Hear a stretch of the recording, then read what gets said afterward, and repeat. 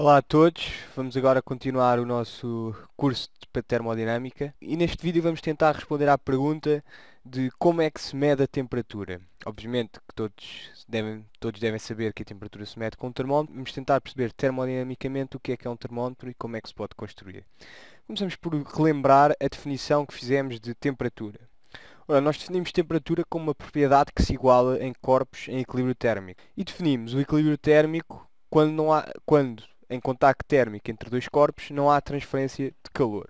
Podemos agora perguntar se a temperatura corresponde à nossa noção de frio e de quente, como habitualmente se fala no senso comum.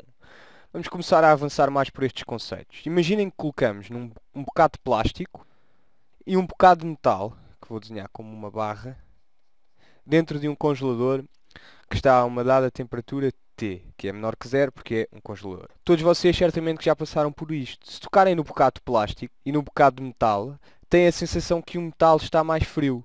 Por exemplo, o metal pode ser uma lata de um refrigerante e o plástico pode ser uma garrafa de água, não é? No entanto, acontece que a temperatura de ambos os objetos é exatamente a mesma. Porquê? Porque saíram de dentro do congelador, onde estavam em equilíbrio térmico, à temperatura T. A diferença é um problema de percepção humana e reside numa propriedade dos materiais denominada de condutividade térmica. Devido à estrutura microscópica dos materiais, estes podem conduzir e transferir calor de uma forma mais rápida ou mais lenta. Acontece que o metal é um melhor condutor térmico que o plástico, o que significa que absorve o calor mais rapidamente do que o plástico. Quando colocamos a nossa mão em contacto com a lata do refrigerante, o metal absorve mais rapidamente o calor da nossa mão, portanto sentimos a nossa mão mais fria do que o plástico. Se esperássemos tempo suficiente para que ambas as mãos estivessem em equilíbrio térmico com o metal e com o plástico, então deixaríamos ter a sensação de que o primeiro está a uma temperatura mais baixa. Desta experiência, podemos concluir que o nosso tato, nossa percepção humana de frio e de quente, não é um bom sensor de temperaturas, mas dá-nos uma percepção do calor que é trocado. Se sentirmos frio, quer dizer que estamos a ceder calor à nossa vizinhança. Se sentirmos calor, quer dizer que estamos a receber calor da nossa vizinhança. O tema da condutividade térmica será abordado nestes vídeos de termodinâmica do portal, mas mais perto do fim. Agora podemos nos perguntar, a nossa mão, como vimos, não é um bom termómetro, mas dá-nos uma boa percepção do calor que é trocado. Então, mas nós queremos construir um termómetro, um aparelho de medida. Então, que condições é que necessita o nosso aparelho de medida, o termómetro, para que se consiga medir a temperatura com precisão? Em primeiro lugar, tem que entrar em contacto térmico com o corpo para o qual queremos saber a temperatura.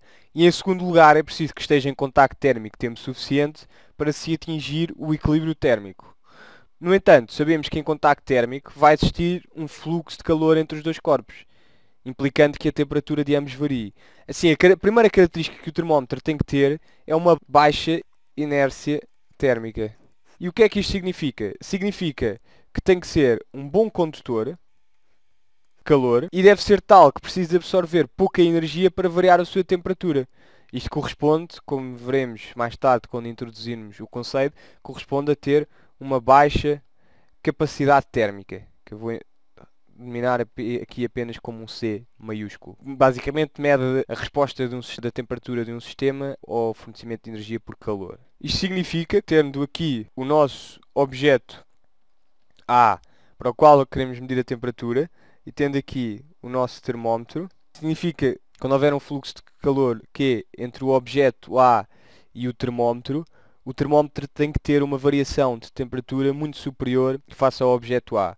Caso contrário, estaríamos a alterar demasiado a temperatura do corpo ao colocarmos o termómetro, e nós não queremos isso. Quando nós colocamos o termómetro, nós queremos saber a temperatura do corpo e não queremos que o termómetro, que é um corpo, que obviamente troca calor, que altere a temperatura do corpo A. Nós queremos que a temperatura do corpo A se mantenha.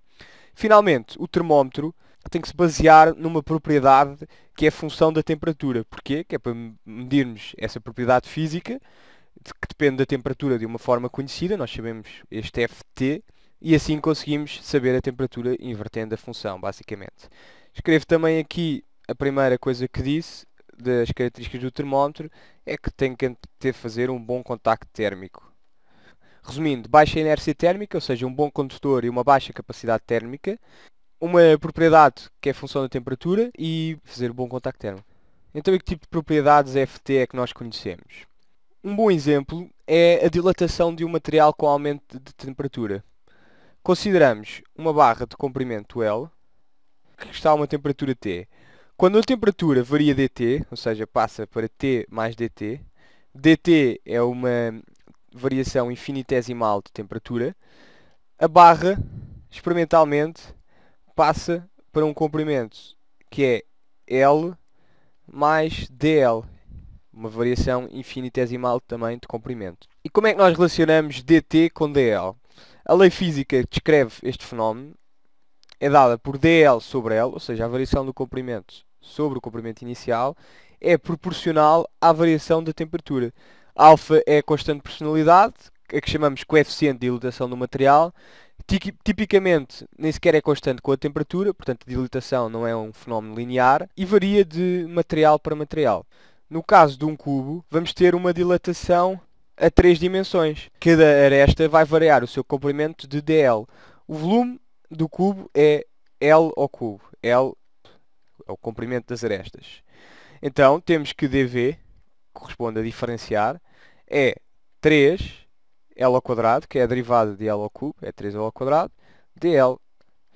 Basicamente, dv dl, e passamos o dl para este lado. Depois, temos então que dv sobre v é igual a 3L ao quadrado dl sobre L ao cubo, que é igual a 3dl sobre L, que é igual a 3 alfa dt, utilizando aqui a lei para uma dilatação a uma dimensão. Então temos assim que dv sobre v é igual a beta dt, em que beta é igual a 3 alfa e é o coeficiente de dilatação em volume. Podemos assim construir o nosso termómetro. Primeiro colocamos o nosso termómetro em contacto térmico com o corpo para o qual queremos medir a temperatura. O material do termómetro dilata, se o corpo tiver uma temperatura superior, se não, contrai, e em função disso calculamos a variação da temperatura. Nós conhecemos o alfa do material de que é feito o termómetro. Sabendo uma temperatura de referência do nosso termómetro, digamos um T0, medimos a variação de temperatura, ΔT, e obtém-se a temperatura do corpo. Isto é válido apenas se estivermos numa gama de temperaturas em que o alfa é aproximadamente constante. A alfa não varia com a temperatura. Um exemplo de um termómetro que funciona por dilatação é o termómetro de mercúrio, que já não se vende atualmente, foi proibido porque o mercúrio é tóxico, embora tenha sido bastante utilizado até aos anos 90. Eu ainda me lembro do termómetro de mercúrio e de medir a febre com esse termómetro. É importante reterem a ideia de que quando juntamos dois corpos em contacto térmico, as temperaturas dos dois corpos vão tender a igualar-se, que é o ponto em que temos o equilíbrio térmico. E pronto, já sabem como é que se constrói um termómetro. Continuamos no próximo vídeo com o estudo do gás ideal.